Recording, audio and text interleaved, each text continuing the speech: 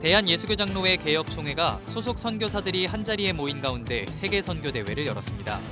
하나님 나라 확장을 위해 헌신하고 있는 선교사들을 위로하고 선교의 본질 회복을 다짐했습니다. 대한기독교서회가 국내 거주 이주민들에게 복음을 전하기 위한 이음 프로젝트 사역을 시작했습니다. 한국어로 발행해오던 묵상집 다락방을 태국어를 시작으로 아시아 지역 언어로 번역해 보급하기로 했습니다. 전 세계 선교지 소식을 전해드리는 미션 리포트 시간은 아프리카 대륙 최남단에 위치한 남아프리카 공화국에 대해 알아봅니다. 시청자 여러분 안녕하십니까? CBS 뉴스입니다. 대한예수교장로회 개혁총회 소속 선교사들이 한자리에 모였습니다. 예장개혁총회는 하나님 나라 확장을 위해 타국에서 고군분투하는 선교사들을 위로하는 시간을 가졌습니다. 이승규 기자의 보도입니다. 선교사 파송 2위 국가인 한국, 국내 거주 이주민이 많아지면서 이들을 대상으로 하는 선교의 중요성이 높아지고 있지만 현지 선교도 무시할 수 없습니다. 오직 하나님의 복음을 전한다는 명분으로 고국을 떠나 말도 문화도 안 통하는 타국에서 복음을 전하는 선교사들. 대한예수교장로회 개혁총회가 선교사들을 초청해 위로하는 시간을 가졌습니다. 탄자니아와 케냐 등 20여 개국 120여 명의 선교사들은 2박 3일 동안 각국의 선교 동향을 나누며 재충전의 시간을 보내는 한편 현지에서의 선교 동력을 얻었습니다. 저는 한 25년 이상을 중동 소아시아를 위해서 기도해 왔거든요. 그래서 다리에 힘이 풀리기 전에 그쪽에 마인드를 더 많이 두고 가고 있습니다. Pero este año veo un mover totalmente diferente. Las conferencias que estuvimos recibiendo el día de ayer hacían arder nuestro corazón. Y yo pienso que este espacio y este tiempo de conferencias debe ser como una llenura del Espíritu Santo para volver a nuestros campos con mucha fuerza y dar nuestra vida llevando el Evangelio. 올해 선교대회 주제는 선교의 본질 회복으로 시대가 변해도 교회의 선교 사명은 변하지 않는다는 의미를 담았습니다. 세계 선교대회에는 최신 선교 동향을 알려주는 특강 외에도 서서평 선교사의 일대기를 그린 찬양 페스티벌과 선교 엑스포, 음악 공연 등도 함께 진행돼 선교사들의 마음을 어루만졌습니다. 특히 이번 선교대회는 지난해 다락방과 결별하고 예장 개혁총회 가족이 된 예원교회에서 열려 관심을 모았습니다. 지난해 다락방에서 탈퇴한 교회들은 예장 고신총회와 이단 전문가들의 교육을 받는 등 한국교회 일원이 되기 위해 노력해왔으며 이번 선교대회를 통해 한국교회와 함께하겠다는 다짐을 거듭 보여줬습니다. 이번 선교대회에는 한국교회 선교사역을 대표하는 강사들도 대거 참여해 관심을 모았습니다. 선교대회 대미를 장식하는 세계 선교대회 설교는 명성교회 김사만 원로 목사가 맡았고 한국세계선교협의회 사무총장 강대응 목사와 기아대책 부회장 박재범 목사 등은 특강을 통해 선교의 본질을 강조했습니다. 우리가 선교대회를 준비하면서 우리가 선교의 본질을 회복하는데 선교의 본질이 뭐냐? 그러면 정말 우리가 한국교회와 함께 가는 그러한 우리 선교대회가 되도록 하자. 그러면서 일단은 강사들을 한국교회와 함께 갈 수 있는 강사로. 이번 세계선교대회에는 예장 개혁총회와 예언교회의 섬김이 돋보였습니다. 총회와 교회는 선교사들의 왕복 비행기는 물론 숙소와 식사까지 모두 챙기는 등 후원을 아끼지 않았습니다. 예장 개혁총회는 아직도 세계 곳곳에는 복음을 듣지 못한 영혼들이 많다며 세계 선교를 향한 거룩한 사명을 더욱 힘있게 감당하겠다고 다짐했습니다. CBS 뉴스 이승규입니다. 기독교 문서 사역에 앞장서온 대한기독교서회가 국내 이주민 선교 사역에 본격적으로 나섰습니다. 국내 거주 이주민들에게 복음을 전하는 이음 프로젝트를 송주열 기자가 소개합니다. 기독교 문서 사역에 앞장서온 대한기독교서회가 국내 거주 이주민들에게 복음을 전하기 위한 사역을 시작했습니다. 그동안 서회가 한국어로 발행해오던 묵상집 다락방을 태국어로 번역해 보급하기 시작한 겁니다.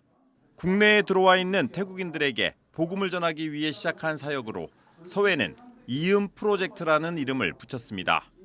국내 거주 이주민 270만 명 시대를 맞아 서회가 가장 잘하는 문서 사역으로 이주민들에게 복음을 전하겠다는 뜻입니다. 다락방은 하루치 묵상글이 소책자 한 페이지 분량으로 짧고 간결해 일상에 찌들어 있는 이주민들에게 안성맞춤입니다. 이음 프로젝트를 담당하는 기독교 서회 장동원 계장은 타국에 와서 일상에 지친 이주민들이 고된 노동 이후에도 무리하지 않고 묵상을 할 수 있다는 점에서 최고라고 말했습니다. 지친 노동을 하고 고된 노동을 하고 이제 집에 들어오면 책 읽을 시간도 없다는 거예요. 너무 피곤해서. 그렇지만 이 묵상집은 5분이면 충분하기 때문에 정말 고된 노동을 하고 이제 심신이 이렇게 지쳐서 왔을 때 이 묵상집으로 충분히 은혜 받을 수 있는. 실제 태국인 사역을 하고 있는 목회자들은 다락방 한국어, 태국어 대조판이 복음 전파에 많은 도움이 된다고 말했습니다. 태국인들 역시 한국어와 태국어가 함께 들어가 있어 한국어 공부도 병행할 수 있어 좋다고 말합니다.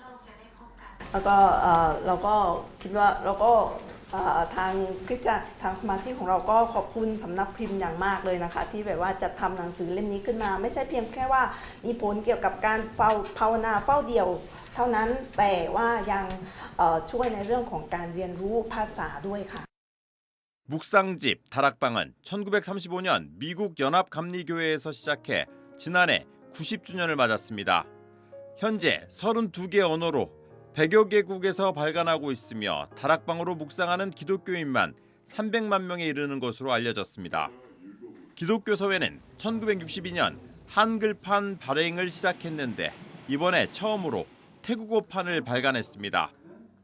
오늘날 교회들이 여러 도전적인 그런 현실에 직면해 있는데요. 서회는 그럼에도 여전한 선교적인 사명은 무엇일까? 그리고 우리에게 주어진 새로운 선교적 기회는 또 어디에 있을까 고민하면서 응답의 길을 구해왔습니다. 기독교 서회는 태국어판을 시작으로 아시아권 언어 번역판을 늘려갈 계획입니다. 국내 거주 이주민 270만 명 중 220만 명 정도가 아시아에서 온 이주민들이기 때문입니다. 이음 프로젝트 지속성을 위해 가장 필요한 건 역시 관심과 후원입니다. 대한기독교서회는 이제는 보내는 선교가 아닌 국내 거주 이주민들에게 복음을 전하는 소위 역방향 선교가 대세인 만큼 이들에게 복음을 전하기 위해 한국교회의 기도와 후원을 당부했습니다. CBS 뉴스 송주열입니다. 한국기독교교회협의회 NCCK가 제74회기 2차 정기실행위원회를 열고 기후위기 대응과 전쟁 중단 촉구, 5.18 정신의 헌법 명시 지지를 핵심으로 한 3가지 안건을 의결했습니다. 교회협 실행위는 먼저 화석연료 비확산 조약 참여를 의결해 석탄, 석유, 가스 등 화석연료를 줄이는 국제연대에 한국교회가 공식 동참하기로 했습니다. 또 전쟁과 군사적 충돌로 고통받는 민간인들을 위해 전쟁 중단과 평화 구축을 촉구하는 성명을 발표하기로 했습니다. 아울러 최근 5.18 정신의 헌법 전문 수록을 요구하는 개헌 목소리가 커지는 가운데 교회협의회는 수록을 촉구하는 입장문 채택을 의결하고 이에 힘을 보태기로 했습니다. 세계 한인 기독교 방송협회 WCBA 제30차 총회가 서울에서 열렸습니다.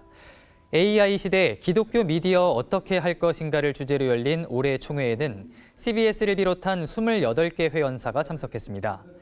개회 예배에서 설교한 WCBA 이사장 이영훈 목사는 이번 총회를 계기로 미디어의 세계 선교 사명을 되새겨달라며 AI 시대의 미디어 플랫폼은 복음을 더욱 넓고 깊게 전할 수 있는 특별한 도구가 될 것이라고 말했습니다. 한편 WCBA는 정기총회를 개최하고 명성교회 김하나 목사의 회장 연임을 결정했습니다.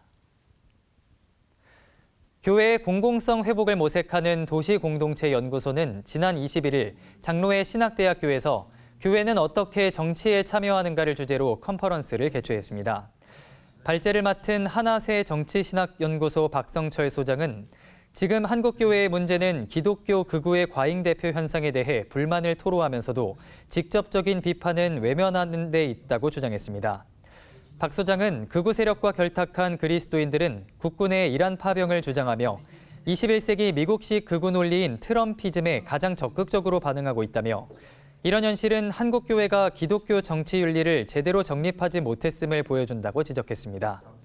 한동대 법학부 이구근 교수는 헌법상 정교분리 원칙에 대해 정치를 종교로부터 보호하는 것이 아니라 신앙과 양심의 자유를 더 잘 보장하기 위한 것이라며 공권력을 동원한 법적 제재는 강제나 폭력, 신앙과 양심의 자유에 대한 침해를 통해 위법 행위가 발생한 경우로 최소화해야 한다고 밝혔습니다.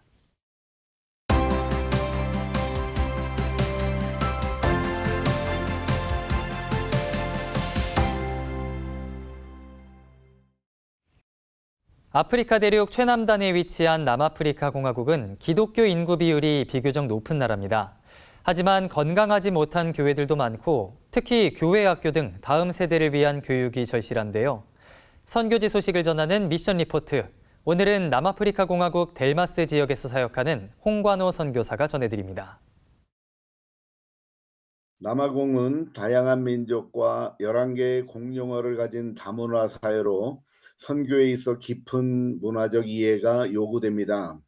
기독교 인구 비율은 75% 정도로 비교적 높지만 전통 신앙과 기독교가 혼합된 형태의 신앙이 존재하고 있으며 성경적 진리를 바로 세우는 일이 반드시 필요한 상황입니다.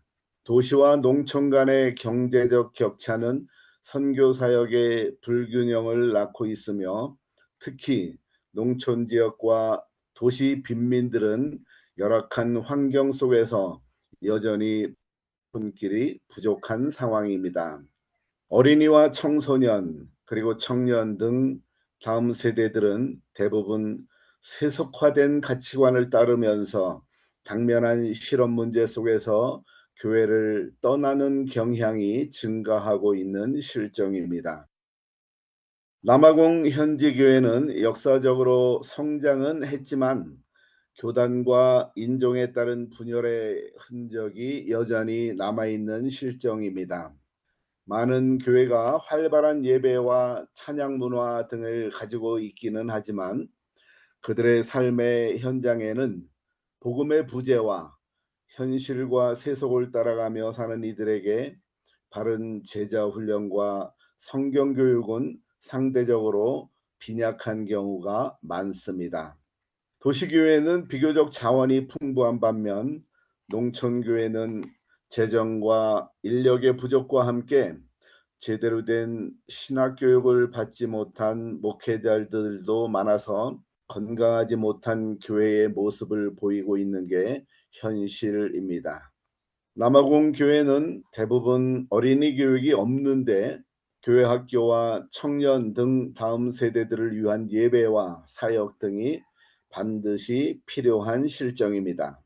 현실적인 문제와 세속화로 인해 젊은 청년층의 교회 이탈이 증가하면서 다음 세대 사역은 더욱 중요한 과제로 떠오르고 있습니다. 남아공 선교의 중요한 과제는 다양한 민족과 언어를 이해하고 존중하는 문화적 접근을 확립하는 것입니다. 교회가 많은데도 대다수 명목상의 신앙인의 한계를 넘어 실제 삶 속에서 복음이 복음으로 적용되도록 복음의 실제화와 제자 훈련을 더욱 강화해야 할 것입니다. 도시와 농촌 간의 격차를 고려한 균형 있는 선교 전략이 필요하며 빈곤, 실업, 범죄 등 사회적 문제에 대해 교회가 적극적으로 섬기며 신뢰를 회복해야 할 것입니다. 대부분 현지 교회에서는 다음 세대를 위한 교육이 없는 실정인데 다음 세대를 위한 사역을 보다 강화하고 보급 확산하여 국가의 미래와 지역사회를 위해 그리고 교회의 지속성을 확보해야 할 것입니다. 남아공을 위해 나라의 지도자들에게 지혜와 공의를 주셔서 정의로운 통치가 이루어지도록 기도해 주시기 바랍니다. 경제적 어려움과 높은 실업 문제 속에서 국민들에게 일자리와 소망이 회복되도록 기도해 주시면 감사하겠습니다. 강력 범죄와 부정부패가 속히 줄어들고 선교사들의 안전을 지켜 주옵소서. 건강하지 못한 깨어진 가정과 가족들이 사랑으로 회복되어 밝고 안전한 사회가 되도록 도와주옵소서. 교회가 복음의 본질을 붙들고 세상의 빛과 소금의 역할을 잘 감당하도록 도와주옵소서. 다음 세대가 복음으로 잘 세워져서 믿음 안에서 나라와 개인의 미래를 잘 준비할 수 있도록 도와주옵소서.